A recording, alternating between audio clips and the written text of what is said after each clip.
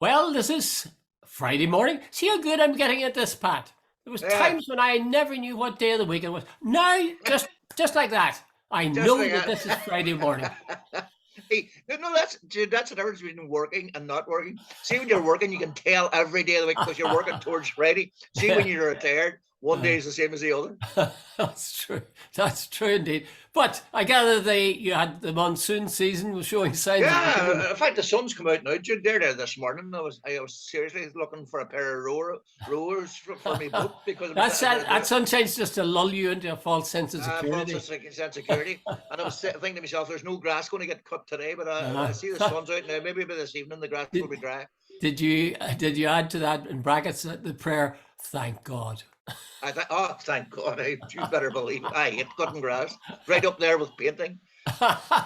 Okay, right. Well, I better get cracking here because we know we're having as long as we should have. And the big story of the week has to be the census figures of the North. Yeah, It has really dominated. It has dominated and it hasn't dominated. It was yeah, everywhere the day they came out, yeah. and then it quite quickly faded. I looked at prime time last night. I expected them to be talking about it, but I don't think they were they? No, they never mentioned it. No, not at all. So I turned on. I have my suspicions. Anyway, Uh, John Finucane has said, of Sinn Féin and the Finucane family, has said historical change is happening across the island, and the purpose for which this, well, he has said, I said, if he hasn't said it, the purpose for which this state was devised is now gone. yeah, Your presumably safe minority is now a majority. Now, I think you'll get people saying that it's simplistic and lazy to start talking about you're talking the. about unionists, aren't you? Well, I'm talking about, well, not just unionists, actually. Yeah, yeah, Micheál Martin, Simon Harris were elbowing their way to a microphone in no time to tell us yeah. how, we really need a lot of work to do, and, we wouldn't not jump to conclusions and so on. If it's so, if the religious background that people have is Yeah. so unimportant, why are we talking about it? Why is Jude, everybody grabbing the census form? Jude, let's get this clear. No matter what way you want to look at it yesterday, it was seismic. Yeah. I don't give a monkey's what way you can downplay it, sideways, upways, down. It doesn't matter. I don't care. The reality is, Jude, when I was a young fella, I remember hearing that 2/3 of the majority of people in Northern Ireland were Unionists and Protestant, and that was the way it was going to stay. It was baked in, and it was irreversible, and Yeah. so on, so on, so on. And when I was a young fella, I was born in 1953. At that stage, Stormont was in its pomp. There wasn't a Catholic about the place. There was a Protestant parliament for a Protestant state. All the things you can, and Derry, 20 members of the council, 12 were Protestant Unionists, 8 were Catholic nationalists. That's in a city, 70% or near enough, 66% Catholic. Right, all that sort of stuff. And that was used enough to have 50 years of gerrymandered unionist control, and you can take it anyway. Right, Jude. Now, here's the reality: 4 out of the 6 counties are now nationalist majorities. There's another one on the tipping point going nationalist. Belfast is no longer a unionist controlled city. Stormont is no longer unionist controlled. And yesterday, here I wrote it down, Catholics are 45.7. I'm useless at numbers, that's why I write numbers down. Catholics 45.7%, which is basically 46%, and Protestants 43%. Dude, the changes are irreversible. And by the way, the one thing, remember this thing that when we were all young people, that the identity of Northern Ireland was British? Well, only 32% now identify as British. So that's That's right. about a third of the population. Dude, Uh-huh. that's seismic on its own. Hey, yeah, that's right. You mentioned 45% and 45.7% Catholic, Yeah, yeah, 43.5% Protestant. yeah, Uh, um, the fact is, however, the drop. I wrote that. I'm trying to find where I wrote it. Yes, the people who identified as British, as you say, are 32%. The last time out, 2011, yeah, 40% identified yeah, as British. The last time out, 25% identified as Irish. This time out, 29% identified as Irish. I yeah. mean, the wind is blowing one way, and there's no getting out of it. And I think it's verified by the fact, or stamped official by the fact that Micheál Martin and Simon Harris, Fine Gael and Fianna Fáil, were elbowing their way to microphones to get telling us how unimportant it was and how foolish it Uh, would be to see uh, significance in these figures. yeah. That's not the way. That's not the way John Finucane sees it. It's not the way, would you believe it, Colm Eastwood sees it. No, Colm Colm Eastwood was Eastwood. one of the first out to speak, saying seminal moment in the history of modern Ireland. I think Colm knows which side the bread is buttered on. Yeah, but you know something that's why Fianna Fáil and Fine Gael are losing this battle. This almost rushed to downplay everything. Like, Jude, I know for a fact because I got it from nearly the horse's mouth that during the 20 and 21, all those celebrations of this founding of the state and all this. Fine Gael particularly were downplaying them big time. Remember the attempt to put up a sort of plaque with all the names of the people who'd been, including British soldiers. Now, in other words, British soldiers in black and tans who'd shot Irish people, their names would be put up on a plaque. Like, it's like the French putting up the Germans who were members of the firing squad. Good merciful Jesus, but for the outcry about it, they would have put it up. So, Jude, I don't buy Fianna Fáil and Fine Gael when it comes to anything to do with the national question. I think they're handling it has been a disgrace, and I am no rabid Republican. Would you say the DUP have anything to be said in their response to it? Because Philip Brett is this youngish guy, Philip Brett, the MLA. about, and he says what this shows is there are now not two but three religious minorities, or three major groups. He says DUP, or the Unionist, Nationalist / Republican, and then there's the group in between, largely Alliance. Yeah. So you really have three minority parties. Is there any merit in accepting that or exploring that? I'd say there's, I'd give it about 10%, Jude, and deny it the other 90%. Here's the thing, Jude. Is anybody seriously telling me that those who vote Sinn Féin and those who vote for the SDLP, who are now a significant number, that they are not interested in United Ireland? And there's also, I would presume, there are quite a few people in the Alliance Party. Jude, see the day they call a national poll, a lot of that will be emotional. There'll be a lot of people who maybe now are nice middle of the road Alliance parties. They're going to have to get off the fence and choose. And a lot of those people, the old call of unity, the old thing of being Irish, I think it's seriously underplayed, because I think a lot of people will actually, when it comes to the whipping of the crutches, will actually vote. Yeah, but Pat, you see, we're speaking from a certain point of view. You and I are retired, and therefore we're not in the sort of we're not fabulously wealthy. Well, you're fabulously wealthy. I'm not. But the point is, we're not facing the kind of choices that people are having to make who are really struggling to get by.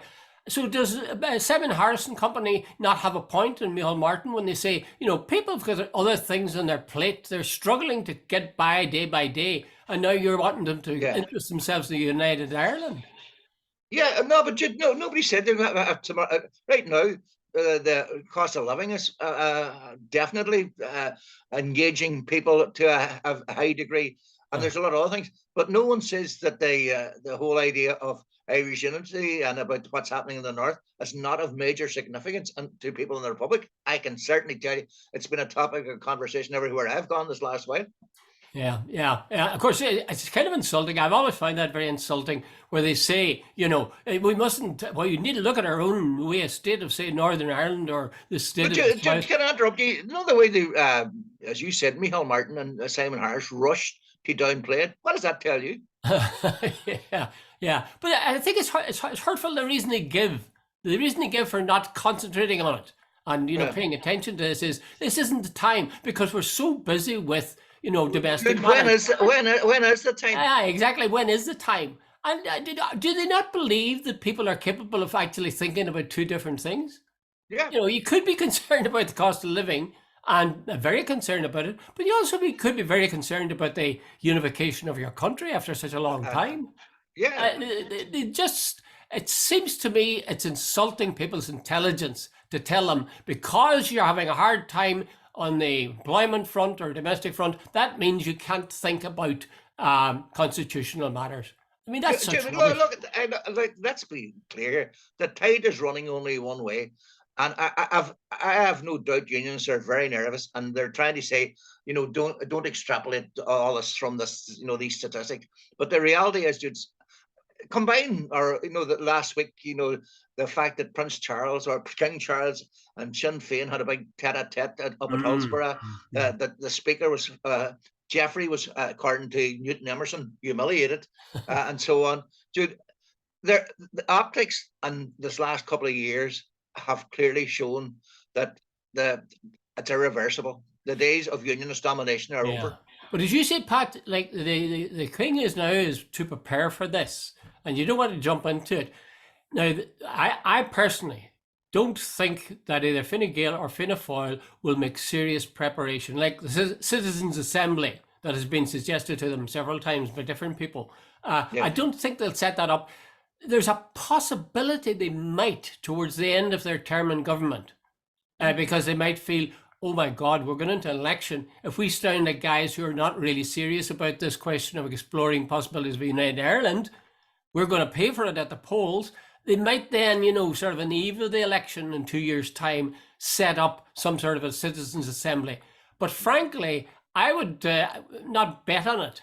One thing you can bet on is if Sinn Féin win the next election, and there's a good chance they will, there's no doubt about it, they'll set up a citizens' assembly. They'll begin to make plans for a structure that people can look at and decide in an informed way, not in a Brexit way, about whether or not they want a United Ireland. Yeah. Would you see it that way? That Sinn Féin's the only people you're going to get that's going to do this? Yeah, absolutely. We're right now, Jude. There's no right, Jude. This Micheál Martin set up this as a shared island. I think it's shared island, not shared Ireland. It's shared island. Yes, that's right. I know, and I put in 5 million into the budget. Jude, here's a question for you: Has anyone from the shared island staff ever contacted you, or contacted anybody you know? Maybe it's shared island is the Isle of Man he's thinking of, perhaps. So in that case, he'd be looking to people who lived in the Isle of Man. No, but have you had any contact at any stage from anybody in the shared island project? Not at all. Has anybody you know had contact from the shared island people? No, I don't know. Well, I'm the same. I am the same. I think it's, tell somebody you're doing something, and then remember Thatcher, I think it was during one of the negotiations, she says, spin this out. In other words, she didn't want a result. Yeah. Pat, here, just before we leave this question, on your rate of interest, your level of interest, right? On a scale of 0 or 1 to 10, where would you put your interest in the future of Ireland, United Ireland, or a border poll? Where would you put that? 8 or 9. Well, I would be the same. What I find a bit frustrating is that if they are beginning to plan in any way, we should be hearing from Shared Island. That's exactly. Or people like us even. It does seem to be very haphazard. And I'm convinced if you and I have really goodwill towards this and would like me, I'd be more than happy to help in any way I could. Yeah. How is it that, these people organize things in such a way that all that goodwill that will be out there of people who'd be only too happy to work for it, they don't even explore that or tap in on that? Jude, you see, when we start talking demographics, there's a man called Frank Curran, always, and I mean always, coming into my head. He was the former editor of the Journal before me, and he was also very much involved in the Irish Independence Party, and he was big into these demographics and all the rest of it. And Frank says to me one day, he says, Pat, you'll love to see the day when the unionist majority goes, but I won't. And I'm really sorry that he didn't love to see it. But the one thing he said that, Jude, I've always remembered, he says, Pat, I grew up I think it was the 1940s, and he says, in Derry. And he says, it's a horrible feeling, he says, to grow up in a place and feel that you don't belong here, even though it's the place in other words, the unions were making the decisions, and they were closing the pubs on the Sunday, tying up the swings at the whatever. If you were seen walking down the street with anything like sort of green, white, and gold, you could be arrested or given a hard time, anything at all. And half a dairy on a Sunday, way back in the 40s and 50s, just cleared over the border onto Donegal. Yeah. Hence the popularity of the Borderland dance hall. Dance hall, exactly. And the Squealing Pig pub. Anyway, let's move on from that fascinating whiff of the 19th century, if not the 18th century.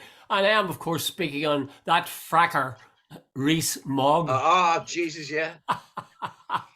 He says, now, get this, the Tories, in the form of Liz Truss, said, well, maybe it was Boris Johnson said it when they were in the election, they gave an undertaking that they would pause fracking until it was proved safe. Yeah.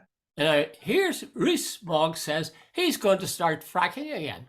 Yeah. Clearly doing the exact opposite of what they said. I don't think voters forget that kind of thing. No, Jude. I saw him on the other day on TV. Talk about arrogance and superciliousness and whatever, Jude.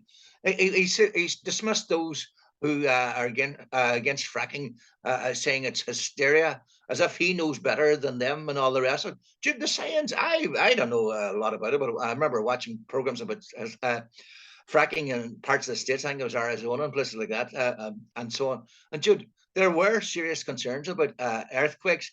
Also, the water tables in one place, I remember they turned on a tap and the water was absolutely black. And they said that they had, and they reckoned, what do you call? I can't remember the name. The aquifers or something. Yeah. That where the water underground. They said that it was permanently destroyed in some place in America because of fracking. That is serious. Yeah, I'm not. I don't doubt that for a moment. But even fracking was to prove to be totally safe. The point is, it has to prove that it is going to be totally safe before you embark on it. You really can't. It's like Brexit. Stumble into it and find out what are the results afterwards. The same thing with fracking. Let's frack some. Oh God! I didn't realize it was going to pollute the water, or it's going to create minor earthquakes. But here's the thing: the Tories gave a complete manifesto pledge. That's by Liz Truss. Yes, that's what that they wouldn't go ahead with this. That's correct. And now they're going to. But by the way, Jude, the one decent thing about this, it's not playing well with the Tory MPs themselves. That's right. And I read somewhere there last year, during the Queen's obsequies, we'll call them, Liz Truss got this thing about fracking out. In other words, it was almost like it was being hidden. A good day to release bad news. Bad news, exactly. So they rushed out that we're going ahead with this. But here's the other point, Jude. Apparently, I don't understand this. Apparently, there's this thing called infrastructures of national importance. That's correct. And that can someone along those. I don't think that's the correct term. NIPS. It's National Significant Infrastructure Projects. Oh, sorry, I didn't remember that. But anyway, so NIPS. NIPS. In other words, if something is considered of so important, it gets around the planning. Planning. That's right. Just you can set aside the planning. So apparently, one of the stunts. This is straight out of Boris Johnson and Donald Trump's playbook. They're going to say fracking in certain areas are going to be of national importance, so therefore local planning laws can be overruled. Jude, if they pull that stunt, I can see massive public protests, and it's going to be really serious. But I'll tell you what's going to be really serious for Liz Truss and for Mr. Rees-Mogg. That is that an awful lot of Tory backbenchers are strongly opposed to it. I don't know if you saw Question Time last night. I did last night, yeah. The historian called Brendan Clark-Smith, and he was pressed and he said, I would want to see more evidence before. Yeah, but he's seen that. He was backpedaling again. What he was trying to say was, over my dead body, but I'm not going to say that publicly. Because he's looking after his career. Yeah. But Jude, did you think he was coming out all guns? Oh, it's great fracking. I am totally. And the other thing as well, Jude, there's a fella, Mark. Do you think what happened? Sorry, go ahead, Pat. There's an MP called Mark Menzies. I think he's an MP for Lancashire. Where mining would have taken place. Yeah. And he says basically he was saying.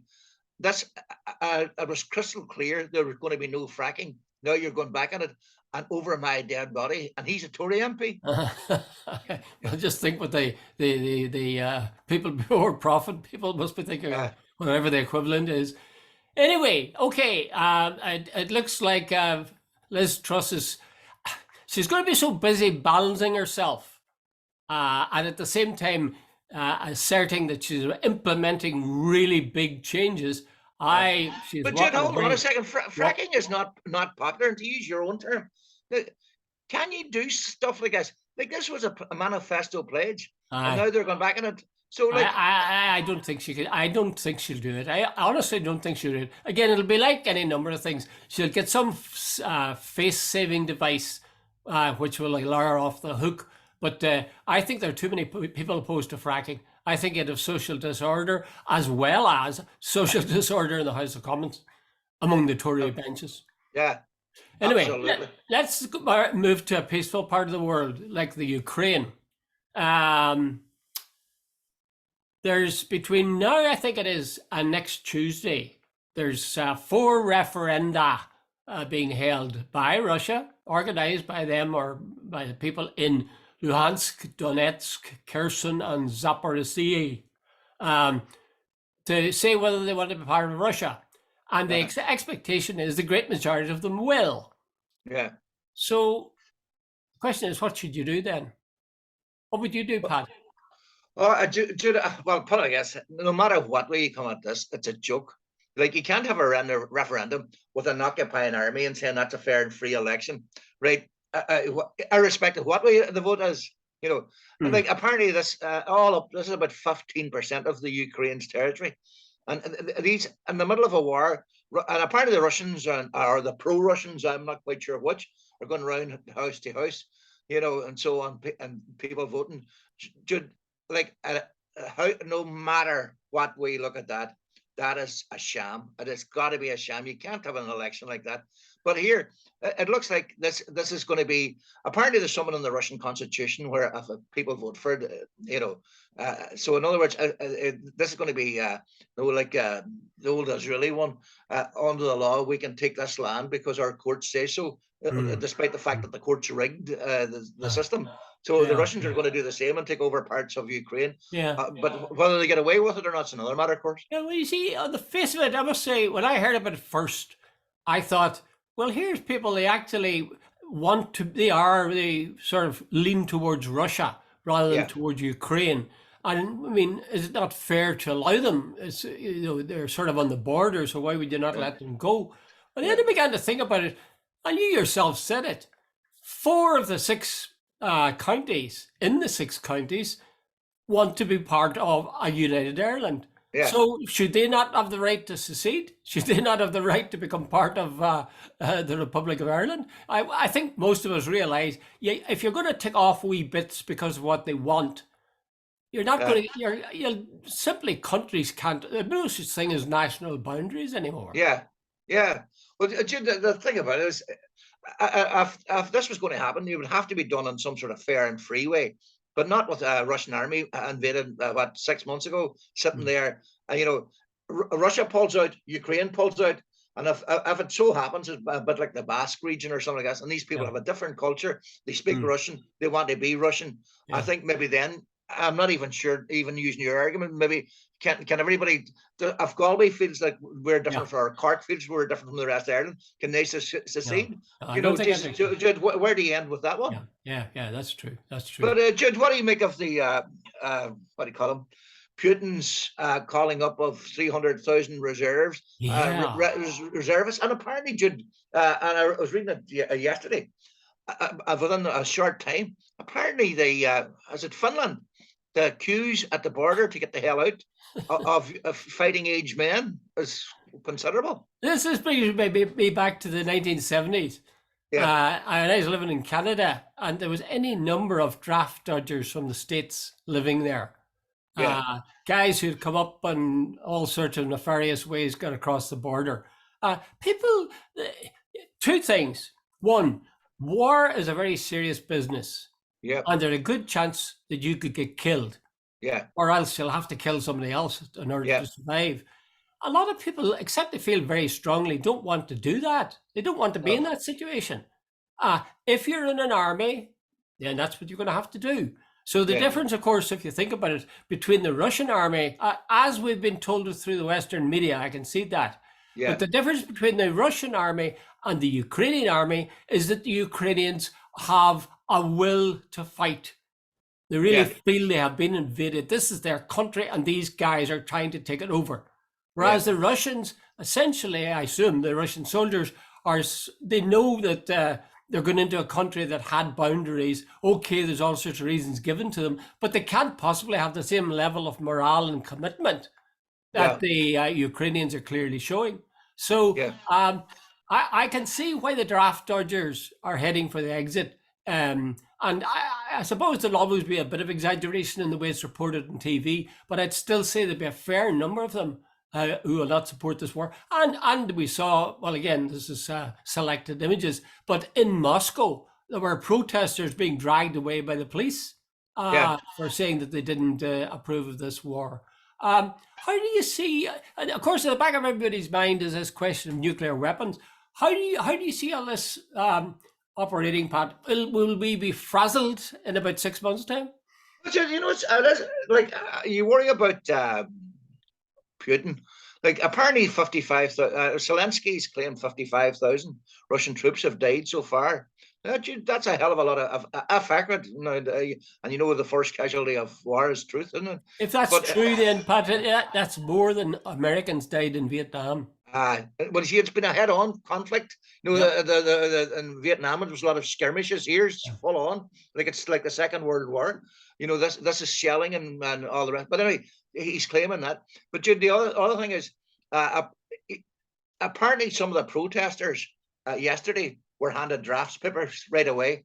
So, Jude, when you put on an army and they don't want to fight, like that's not a very effective army. In fact, their chances are they will desert. The chances are they will do something else. So I don't think that's going to be very successful. And it must be a massive risk at this stage for Putin, Jude. Like the protests are starting to grow. Russia is becoming a bit of a pariah. It's got to be affecting their financial services. A lot of Russians are not allowed to leave the place. So on, Jude, there must be a stirring in the background about, hey, wait a minute, what's going on here? They can't play sport. They can't go out. Unless they want to play soccer with China or something. They're not going to be playing in Europe or anything like that. Well, even China. That sense of isolation, Jude, must be starting to happen. Even China in the United Nations yesterday were opposed to Russia's actions in the Ukraine. So he really doesn't have too many friends. I'm kind of surprised by him, actually, because he must have been one hell of a coup operator to have brought Russia together from the mess, the fragmentation that followed the dissolution of the Soviet Union. He really must have been a shrewd operator. And yet he's done this thing. Yeah. Maybe when it comes to... But you know something, I think what happens a lot of people, because I've seen it even on a small scale. See when powerful people surround themselves with yes people and won't listen to... I think he invaded Georgia and what was it? And then he invaded Crimea, took it over and so on. And the West did nothing, and he thought the West was weak, and he thought everything was just going to go. And now it's his third invasion into Ukraine. And I think at this stage, a lot, what's worrying the West a lot is where does he go next? No, the Latvians and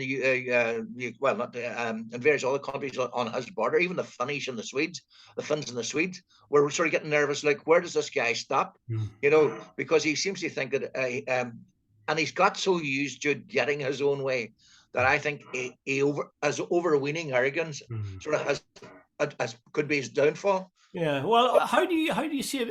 Assuming that things keep on going against him, and they don't look very rosy at the moment, how do you think this is going to work out for him? Do you think he's going to retire? You think? What does they say about Russia? Nothing changes until it changes very quickly. You know, but you sort of have to ask. You see, I think he's a bit of a sociopath or a psychopath. Like everybody that's opposed him in Russia is either dead or in prison or poisoned. You know, and he's been in power for 22 years. You know, either directly or indirectly. And Medvedev was just a puppet. You know, and Putin was pulling the strings. Like, Jude, he has been there for 22 years. And that very fact, Pat, is a testament to the shrewdness of the guy. I'm agreeing with you totally. That's exactly the point I'm making. You're 100% right. Yeah. You know, I do know it's a funny thing to say, but he reminds me of Tony Blair. Tony Blair took the government back for Labour after Yeah. a long, long period of Tory stuff. 18 And the years. truth is, he was hugely popular. People Yeah. liked him. They thought some of the things he did, with these, these groups he had that would decide things. They thought he was too timid. And then suddenly he does the Iraq invasion thing. And that just changes his image forever. Forever. It's like Bertie Ahern saying he didn't have a bank account. Everything changes with regard to him. So I wonder if that's the same thing with Putin, that he was doing a good job as far as social order and even the economy and so on in Russia was concerned. But then he looked abroad and he did something that really... He thought he was like the old Russian emperor, that he was going to take the empire back, that he was going to be the man to rejoin all the, what do you call the guy in Italy that unified the whole place? Can't remember now. Garibaldi. Yeah. Okay, we've only about seconds left, Pat. So I'll ask you an easy question. Do you think they're going to use nuclear weapons? No, I don't think so. Okay, sleep easy, people. Pat has told you. And if they do use them, come looking for him. Okay. Oh, Jesus. If they do use them, the West will probably retaliate. That's a worry. No, it won't happen. Won't happen. All right, Pat, thanks very much.